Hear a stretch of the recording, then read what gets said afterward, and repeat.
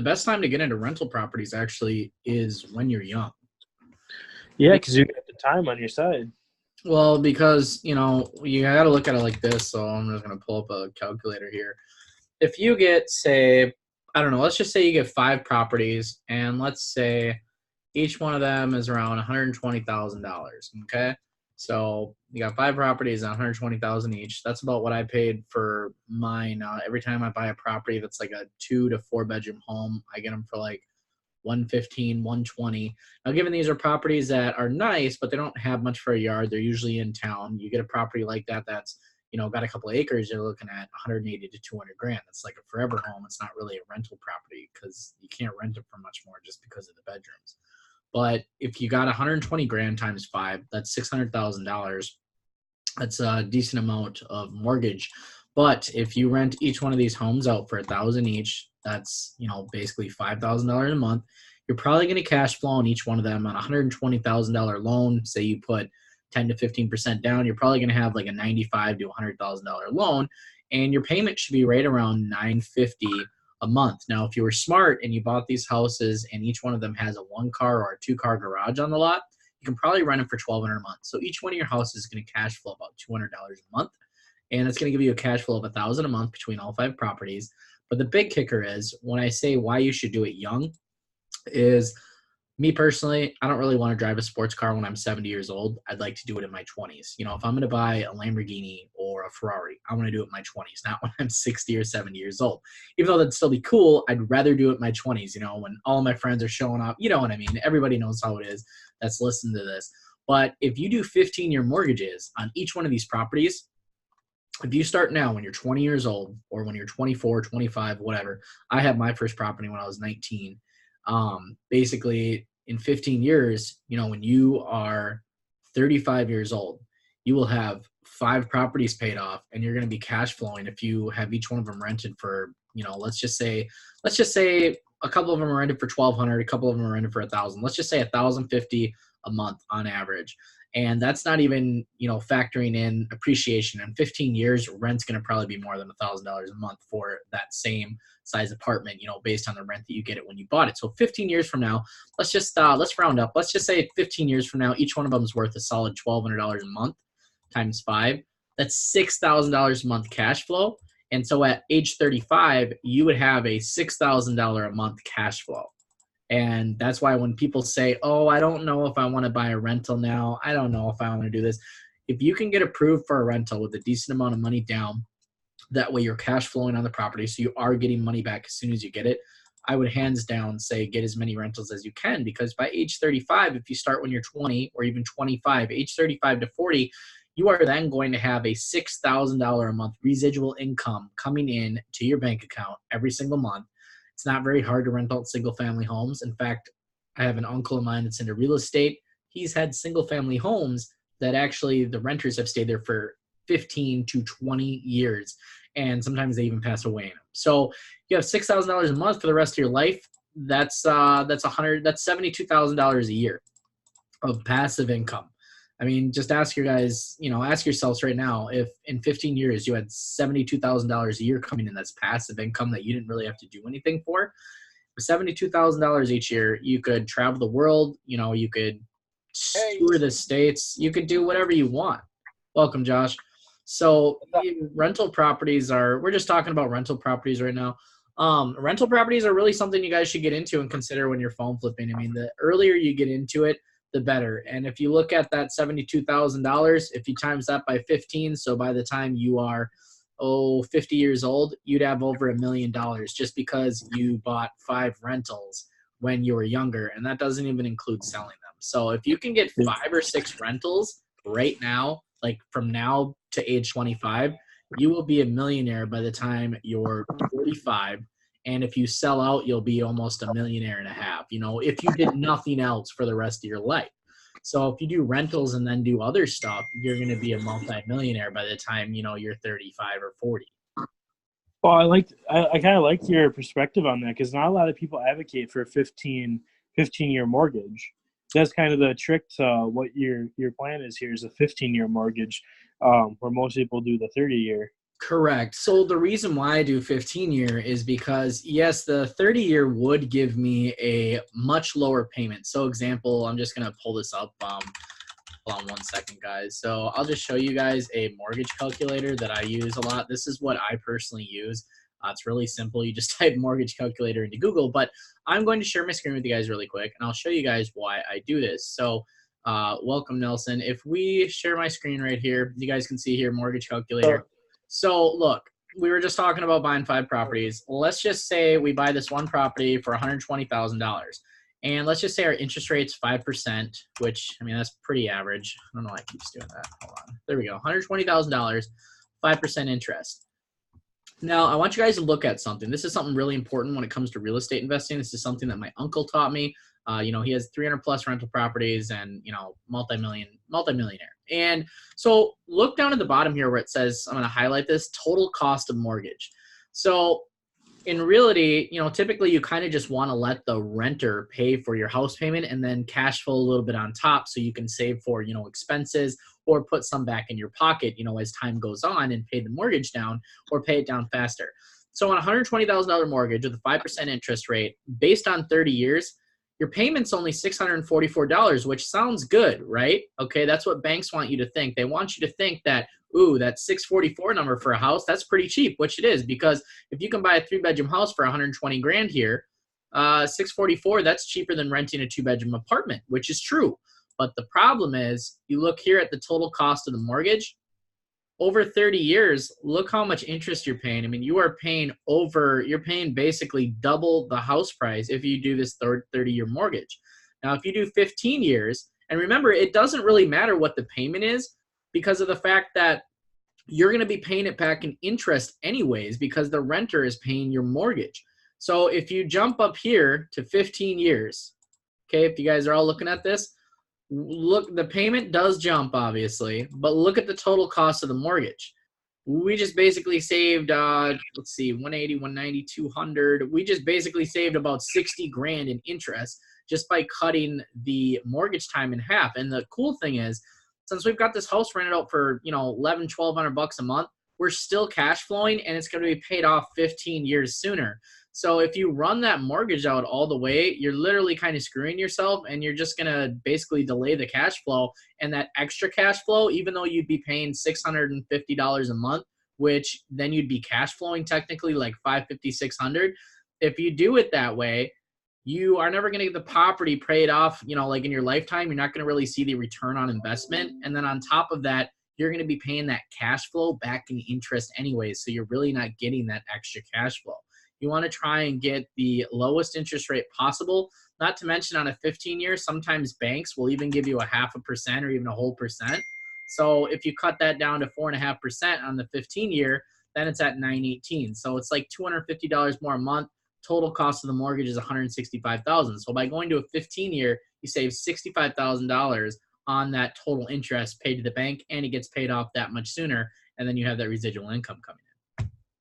No, do you take out a 30-year mortgage and then just pay it off like it's a 15, or do you really just take out a 15-year mortgage? I typically take out a 15-year mortgage because when you do that, the banks, okay, so 30-year, like one of the loans that I just got, they said if I did a 30-year, they wanted to give me like a 6% rate. But they said if I go down to 15-year, I think they told me it was like 4.2. See, the bank looks at it as if you do, just kind of want to show you guys the numbers here. So 15-year, 4.2% interest.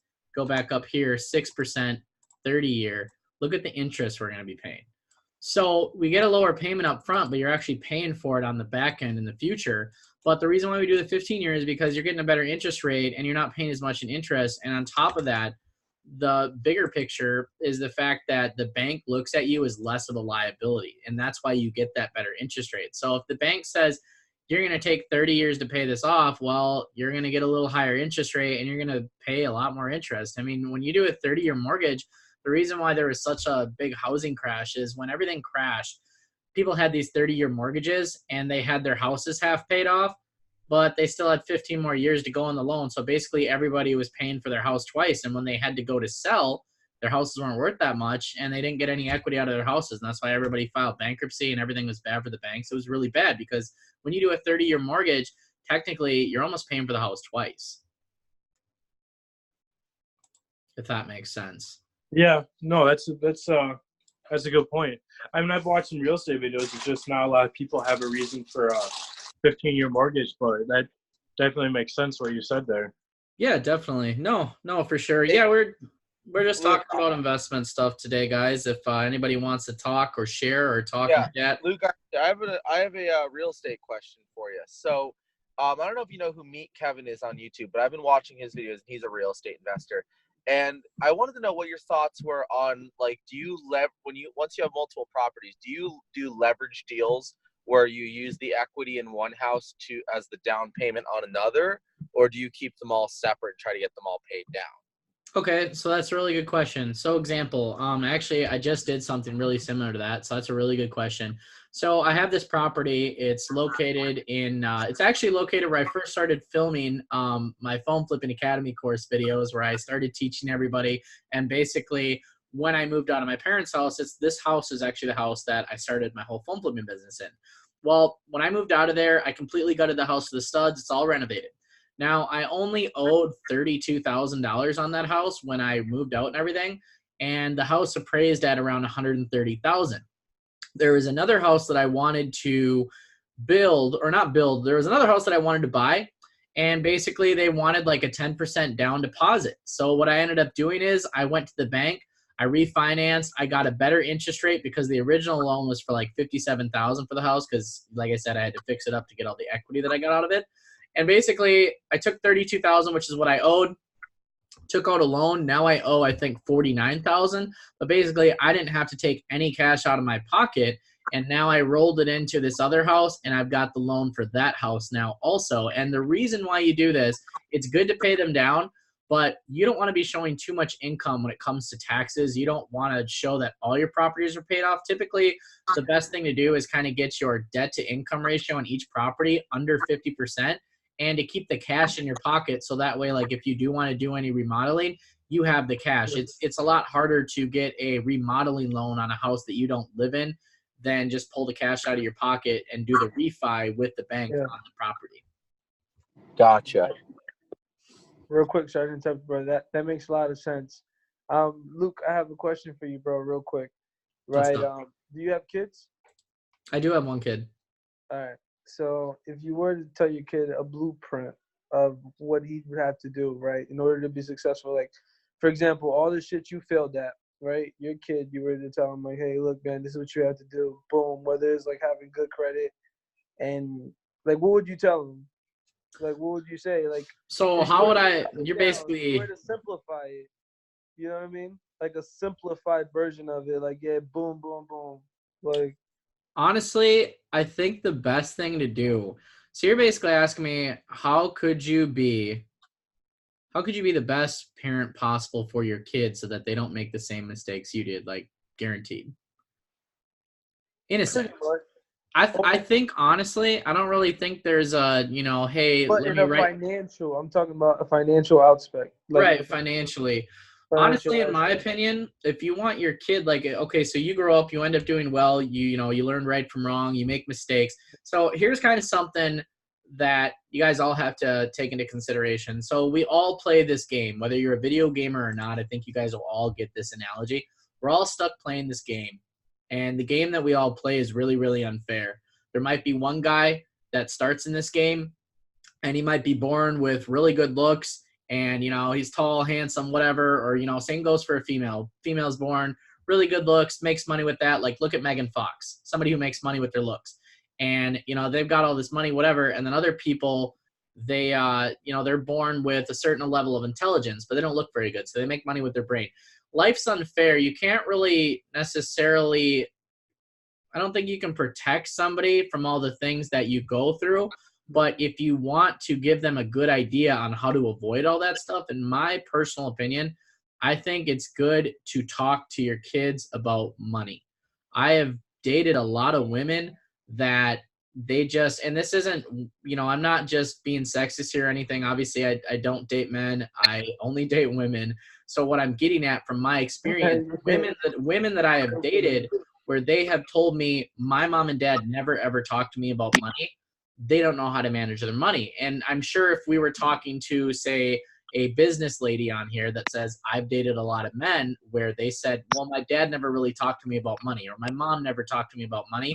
She would probably say the same thing, that those guys that I dated, they didn't know how to manage their money. So I think the biggest thing is you could definitely talk to your kids about what to do and what not to do. But I think the biggest thing is just talking to them about money, how it's important to save, why you should save, and actually tell them about your finances. Like, I know some parents out there, when I was younger, I remember my dad, I would ask him, you know, hey dad, how much did that cost? And he would tell me right up front. And that's the same way I am. Like, if you're like, what kind of car do you own? I'll tell you. And then if you ask, what did you pay? I'll tell you. There's some people out there where they'll be like, oh, you don't need to know that. They get all weird about finances, or it's personal business, which is fine.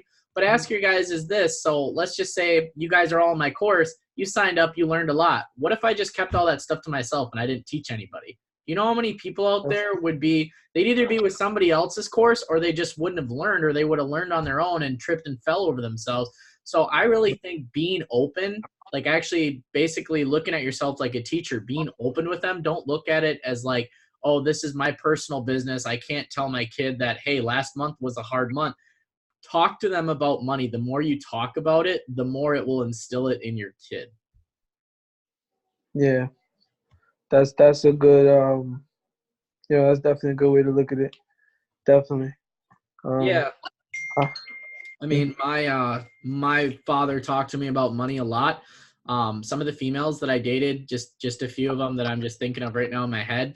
I remember this one girl that I dated, when we met, she graduated high school and everything. I hadn't even graduated high school or anything, but I knew how to make money. I knew how to manage money. And I just remember putting gas in her car because she told me she had 92 cents in her bank account. And I was just like, how do you have 92 cents in your bank account? And she wasn't really doing anything wrong. She worked part-time. She had just got out of school. She was working like 30 hours a week. But what it was is every time she'd walk out of work, she would buy pop. She would buy candy. She'd buy all this kinds of stuff. And I'm just like, why are you buying all that? She's like, I don't know. Nobody really ever taught me how to save money. So I think the more that you guys talk to your kids about money, and, you know, the more you just are open with them, the better financially. Hello. The more financially better off they will be, just in finances and just in general in life. Just include them in everything that you do business-wise. And here's the cool thing. When your kid turns like 12, 13, 14, obviously my kid's not that old, but just what I've seen through friends, family, etc.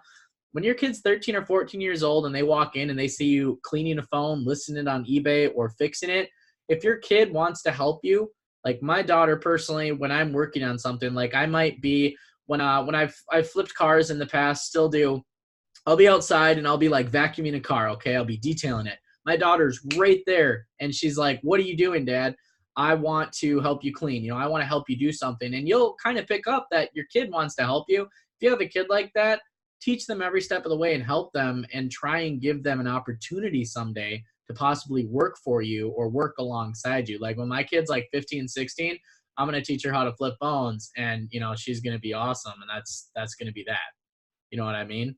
So as soon as she's of age or gets to drive or whatever, I'm going to tell her, go get your concealed carry, and then, you know, all that good stuff. Cause I don't want her going out alone. Cause I mean, she is a female, but it should be pretty interesting. So just be with your kids every step of the way. I didn't mean to get off on a long tangent, but that's a really important question.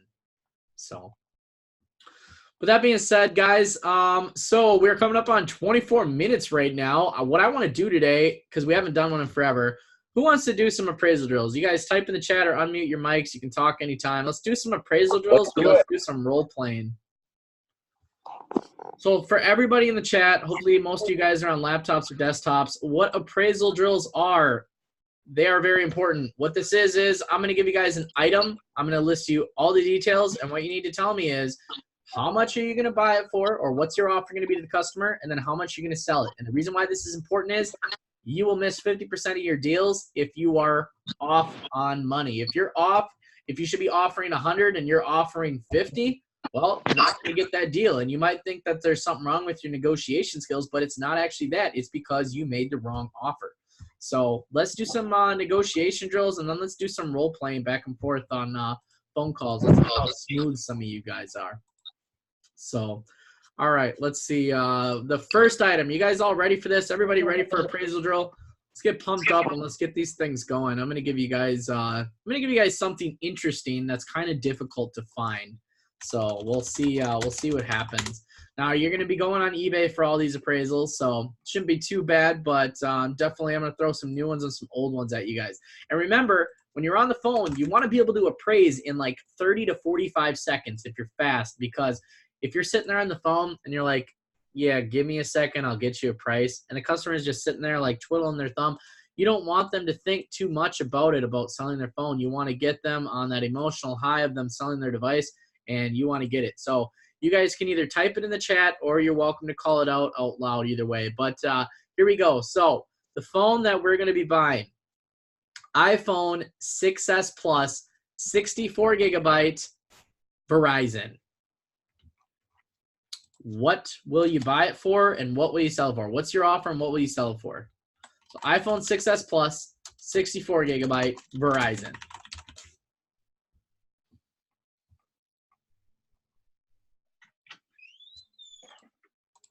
I'm gonna start the timer too. Forgot to do that, so you guys will get a little head start on this one.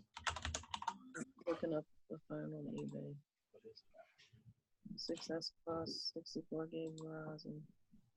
Hey, Luke, what condition is that? Good condition. It's just used, pre-owned. No cracks, no dents. Probably pay 75. All right, so Will says pay 75. Vince in the chat says sell 160, offer 80, and go from there. We're at 22 seconds, guys. So remember, we should be able to do these in 30 seconds to 45 seconds. If you're taking longer than that, then it's not good. Josh says pay 110, sell 174.99 eBay, but I would most likely sell in store at 229. I like to pay high on clean unlocked phones though because I sell in store. Okay, yeah, that makes sense. If it's unlocked, obviously, yeah, you could flip it on Marketplace too. Anything that's unlocked, guys, don't shy away from selling it on Marketplace. Not a bad place to sell stuff. 55 seconds, guys. So we are over the 45 seconds right now. Anybody else want to chime in on this? So we got Vince, Josh, Will, Nelson, and Michelle. What do you guys got for us? Type in the chat. We're gonna close up. So it's a minute and 10 seconds. So anyone who doesn't respond gets voted off the island. if you guys Either one, I can't figure where chat is. Oh, okay, no problem. If you want to just call it out, Michelle, that's fine. I say pay 70, sell for 130. Okay, pay 70, sell for 130. All right, just type that in the chat. So that's what Michelle said. Okay, let's see here. So what I'm thinking on this, guys, just because I've bought quite a few of these, I would say that you could pay anywhere between 70 and 100. Now, if you're paying 100, it's got to be really, really clean. But I would say anywhere between 70 and 100. I think you should get the phone at that. And it looks like sell price, guys, looking at 160 to 175 if it's in good shape. So there's quite a few of them that went for that. And remember, when you guys are giving these prices, don't consider the ones that went for bids. Always just look at buy it now. And the reason being is a lot of the times when we do an auction, at the end of the auction, for whatever reason, people don't end up paying, and it's just a big waste of our time. So that's kind of something that you want to keep in mind as well. The one that I'm looking at sold October 6, 2019, and it sold for 175. So that's pretty good. So if you guys were kind of in that range, you're doing pretty decent. Let's do another one. Seems like everybody did pretty good on that one. So let's do another appraisal drill. I want to throw you guys for a loop a little bit because that one I feel like was maybe a little too easy. All right, guys. iPhone 11 Pro Max, 64 gigabyte, bad ESN. What carrier, and is it sealed or opened or used? iPhone 11 Pro Max, 64 gigabyte, bad ESN. What bad ESN? Just bad ESN. Like Sprint, I guess? GSM. Okay. Bad ESN, GSM, new open, guys. Your typical finance phone. So iPhone 11 Pro Max, 64 gig, GSM, bad ESN, new open. You're probably going to find these in the parts only. You guys will see when you're on eBay, you're going to go to the sold listings. You look that up, iPhone 11 Pro Max, bad ESN, you guys will find them. You guys will start to notice that on eBay, actually, a lot of people are no longer even putting the carrier in the description. They are putting it in the sub description. They're not putting it in the main description title anymore. Most people are just putting bad ESN, and they're actually just putting the actual carrier in the smaller details. They're paying that $2.50 for the subtitle box. All right, let's see. Vince says offer $550, go from there, sell for $8 to $850. Josh is saying I would pay $400 because nobody in my area buys sealed locked phones. I won't sell sealed on eBay. I have a buyer at $800. Okay, that's fair enough. So Josh wants to make a hefty amount of profit. Vince's offer is pretty good. If I was selling in Josh's area, I would probably sell to Vince. That's a pretty nice offer. Will's offer is $525. That's not bad. I don't know why I can't. Mr. Land to you, offer $575, sell for $805.95. Okay, that's pretty good. That's pretty good. Anybody else? We're coming up on 45 seconds here, guys. Josh says you guys are the reasons why I can't get deals. Anybody else, guys? We're coming up on a minute here. How about pay $650, sell for $800? Okay. Wow. If I was in Michelle's area, guys, I would sell to Michelle. I'm sorry. Nothing against anybody here, but Michelle's got that offer. Okay, guys. So time's up. What I would say is on this, I'm seeing them go for, I mean, if they're kind of new sealed or kind of open with the plastic on them, I'm seeing them go on eBay for around $900 a pop, $849, $850. Now, keep in mind when you're selling stuff for, let's just say $875 is the average price. Keep in mind on eBay, you're going to be looking at around 9% in fees, even with all the discounts. So at $850, keep in mind, you guys, you are going to have a net of around $772. So this is kind of an interesting one, but I'm actually going to have to give the deal to Michelle because of the fact that if she lists that iPhone, it's going to sell really quick. And as of October 7th, there is an iPhone 11 Pro Max bad ESN that just sold for $920. And that's pretty interesting because, you know, a lot of the direct buyers, they're not as competitive right now as the new phones that are selling on eBay, in my opinion. You can get a lot more on eBay. So if you guys were anywhere between $550 to $620, I would say $650 is a little bit high, but I would say $550 to $625. That is a great price to be in at that phone. If you paid anywhere between $550 to $625, you're going to be at around $100 profit. Now, keep in mind, when you guys are bidding on these newer sealed phones, you have to keep in mind that there is competition out there paying for these phones. So you can't always make $300-$400 a phone. Josh, your offer wasn't bad or anything. If you can close at $400, that's awesome. But keep in mind, guys, if you make a low offer, make sure that you are able to back it up with a higher offer afterwards. Yeah, my problem isn't that I made a low offer because I know I'm the only guy in the area. I think $550, $600 isn't bad. I'm just making sure, you know, you got to be careful with those brand new sealed phones. Remember, it's October, so in November, $900 now is $750 in November on a sealed 11. You guys do have to sell these phones fast. I'm just going off what we're going off now, but yeah, no, all decent offers, everybody. I think everybody was pretty decent on that. Just make sure that during Halloween, a lot of things that happen is people will bring brand new phones to you and they'll put candy in the box. So you guys got to be careful about that on Halloween. Totally kidding, by the way. But anyways, yeah, I think all the prices, I thought you guys would like that. I think all the prices are good. I think everybody's negotiation's good. It's spooky season. So seriously though, watch out for pranks. You never know. Vince says wouldn't put people past it. I've never had that happen, but seriously, it's Halloween. You never know. People are out there pranking, dressing up, doing stuff. Be careful of phones. Make sure if you guys are buying any new ones that you check them out good. We're coming up on 35 minutes here, so just keep that in mind. Halloween is coming up. You might have a bunch of phones come in, but just make sure you are checking them out as good as you can. It's not fun to get scammed, and it's not fun to lose money. So that being said, guys, great group chat. it was it was a good group chat. Hey, You Luke, I guys, got just one question before we go. sure. So I've been buying some phones from some people. I bought from them twice. Each time I bought an iPhone 10R and a 10s Max. I paid like 410 and 380 for both each time. And so I've been making a lot off of those. But the way that they're getting them is they're just financing them at carriers and then selling them to me. So I'm wondering if that's like if I could get in trouble for that or anything. We call them credit mules, and they're good to have. What's that?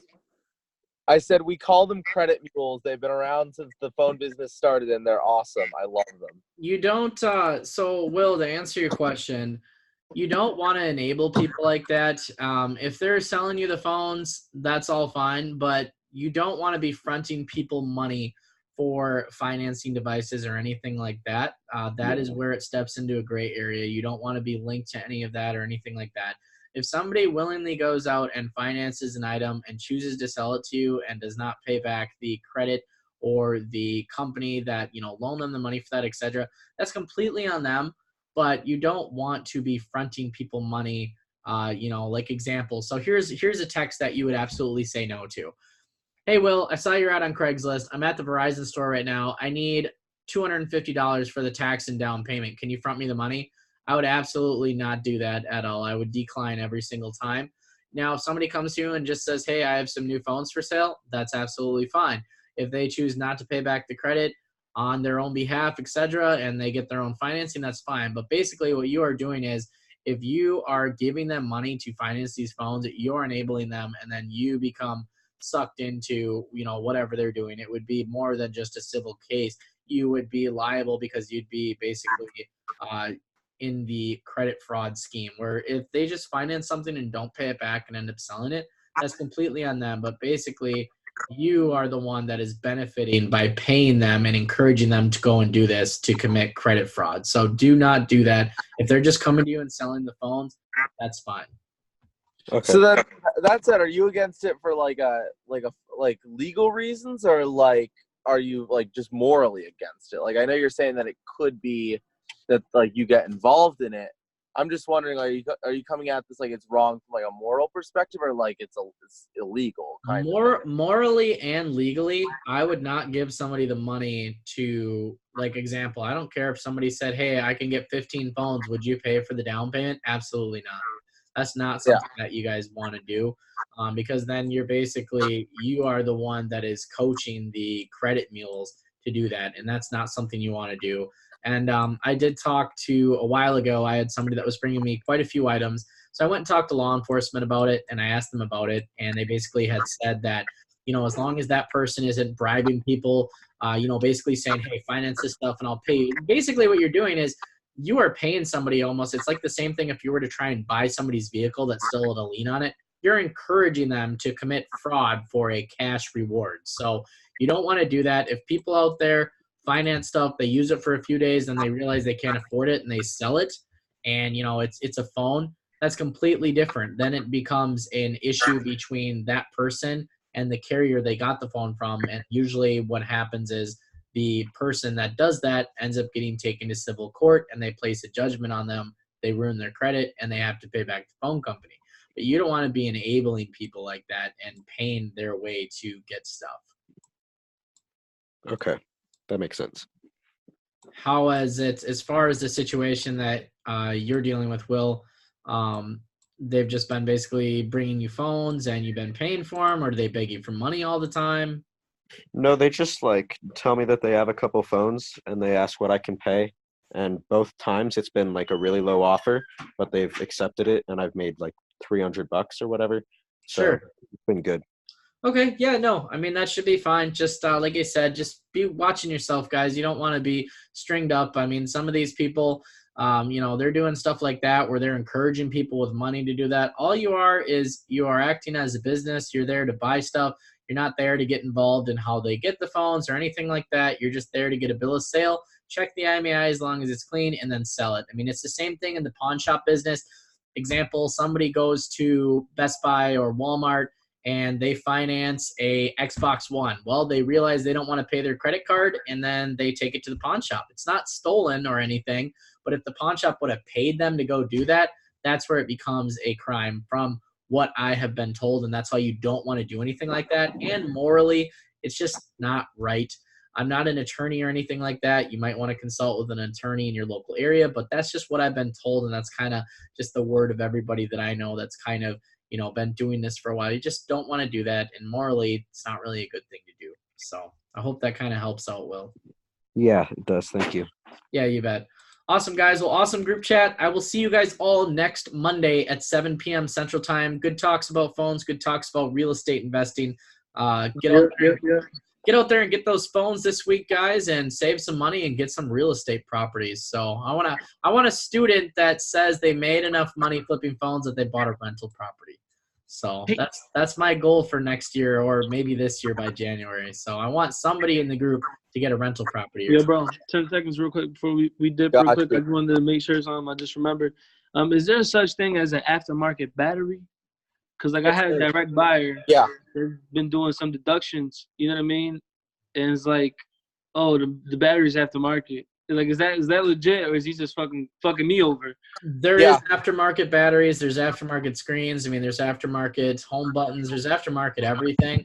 The sad thing is, unless you checked it yourself, there really is no way to know if your direct buyer is screwing you. However, hopefully the direct buyer you're dealing with has ethics where they wouldn't do that. But actually, Luke, you're wrong on that part. You actually can tell really easily if a battery is aftermarket or not. What you guys can do, and I'll post this link in the group for you guys, there's a program called 3U Tools. It's like iTunes on steroids. One of the options you have when you plug a phone into it is you can click and view verification report, and it will compare the serial number of the battery, the screen, front camera, rear camera, all that kind of stuff. It'll show you what it originally came with and then what's currently on it, and it'll show you if any parts have been changed. So I'll post that link in the group, but that's definitely something you want to start using. All right, that's dope. Yeah. Yeah, because that'll tell you like if a battery's changed out or something. right. You know? Well, that's why sure I said unless you physically check it or actually test it, you're not going to know. You won't know. You won't know the difference by looking at the thickness of the phone unless you plug the phone in, physically check it with a test, or you physically take it apart. There's no way to tell. No way to tell. Right. And especially with like the new aftermarket screens, some of them have fake Apple logos on them, and then the real ones, some of them don't even have. I've seen OEM screens on like the iPhone X that don't have an Apple logo on the glass. Yeah. So you can't tell anymore based on that just by opening it if it's a legit screen or not, you know? So just be careful, basically, and be careful who you're dealing with. Message me if you want, Nelson, after the group chat. You can tell me who you're selling to. I'll just see, if I've ever heard any issues like that. There are some buyers out there, guys. Just kind of a heads up before we go here quick. There are some buyers out there that literally will deduct for everything. And in my opinion, they know that they can skim off $10 to $15 per unit or half of the order, because why would you take the order back for $200? There's, you've already lost money with depreciation. Exactly. And on top of that, then you got to repackage it. So I feel like direct buyers do this because once they know they've got your $5,000 or $8,000 package, why would you send it back, risk the loss of depreciation, and then having to reship it again? So keep that in mind. Keep your guard up when it comes to that, especially if you haven't done a lot of business with that direct buyer. All right. Appreciate that, man. Definitely. Yeah, you bet. Awesome, guys. Well, thanks. Great group chat. I will see you guys tomorrow. Not tomorrow. I will see you guys next Monday at 7 p.m. Central Time. It's been a crazy day. Sorry about that. But take care, guys. Have an awesome week. See you later. All right, bro.